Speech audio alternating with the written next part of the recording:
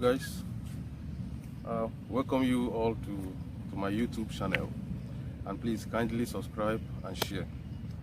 You can also follow me on Facebook, The Radiance Way. And today's message, I'm going to talk about approaching the inner chamber of Yashua. What do I mean by approaching the inner chamber of Yashua? Like encountering, that is a praying to our Lord Jesus Christ. You know, it's not everybody that knows how to approach the inner chamber of Yeshua. So before we go into a prayer room, we really have to pour out our hearts, empty our hearts. We can't go into the prayer room or the inner chamber of Yeshua with a heart that is full of worries, a heart that is full of burden. God doesn't listen to the heart that is full of worries, anxiety, anger, hatred, and all of that. When you are going into a prayer room, you really have to open and pour out, make your mind stable. That is why people that practice, some of the Hindu, people that follow Hindu, they meditate. When you are meditating, you are trying to quiet the mind, quiet the outer vibrations of life, and make your mind and soul at peace. By so doing, you will be able to communicate with the higher being, because prayer is a two-way thing. When you are communicating to a higher being, you expect an answer. It's not something you just go in there and talk and come out. When you are praying, when your mind and your soul and everything is at peace, then you will now approach God, and He will be able to listen and understand and even pass a message. Because when you quiet the mind, the people that meditate, when you meditate for like about 1 hour or 30 minutes, depends on how long you can go on your meditating, in a silent place, then you will be able to talk to God and listen for Him to direct and guide. Sometimes you might be praying for cars, material things, but in the other way around, He is working something that is going to be good for your life.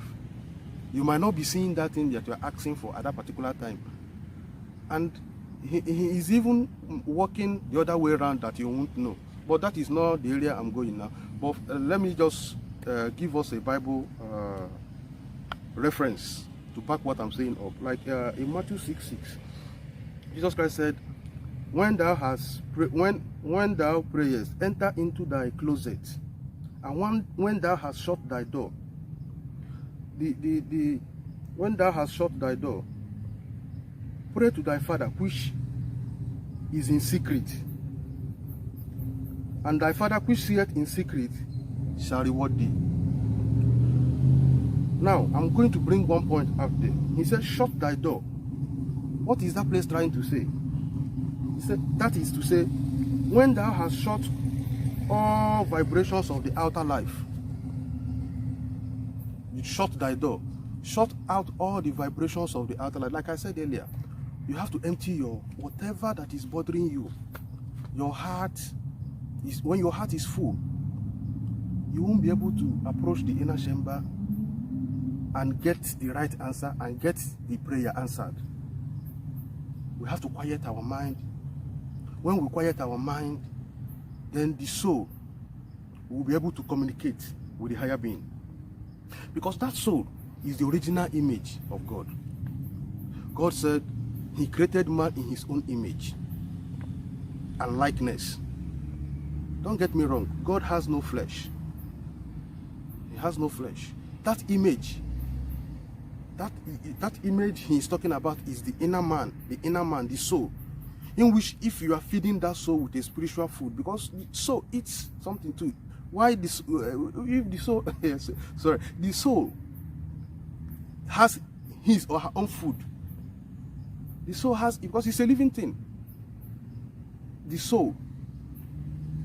So, when you feed that soul with a spiritual food, the soul grows also.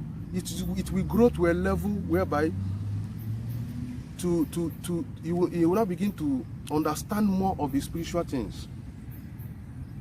That is why the Bible said, God said He created man. That is why God created man in His own image and likeness. That is the soul. And He loves the soul so much. He loves the soul.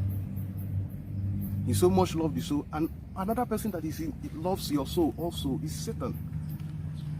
God is interested in the soul. Satan also is interested in the soul. If you watch the world that we are living in today, you will see a lot of things that distract men from growing spiritually. Satan sometimes is using a lot of things in entertainment to distract people from growing spiritually. I'm not saying entertainment is not good, it's good. But you mind what you feed your soul with. You mind what you listen to.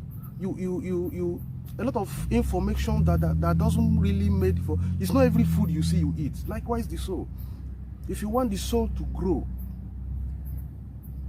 you have to really watch the things you feed the soul with. So that soul is the original image that God is actually looking at. And when we die, we will drop this body. When the body will not be able to carry the life again, the body drops and the life goes. It's eternal. It lives forever and ever. That is why God said God is an everlasting God. And also the soul, when you drop this body, the soul lives and go to meet the Maker. Your soul also lives.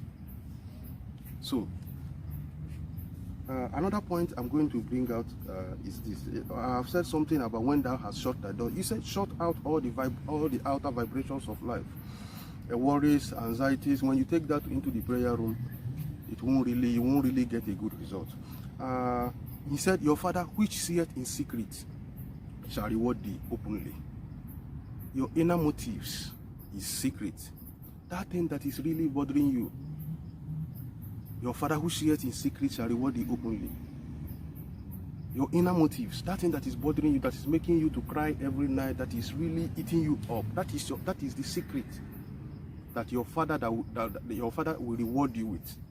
After you must have emptied your mind, you meditate, you gather your soul, your mind and your soul and everything has to be at peace. If two can agree, he said, when the two agree, that means your mind, your soul has to agree and be at peace in one place, then approach the chamber of Yashua for you to and for you to pray and effect a change in your life. So that is where I'm going to bring to an end for today's video. Thank you very much. Thank you very much. Like I said earlier, please always subscribe, like and share. Thank you very much. God bless.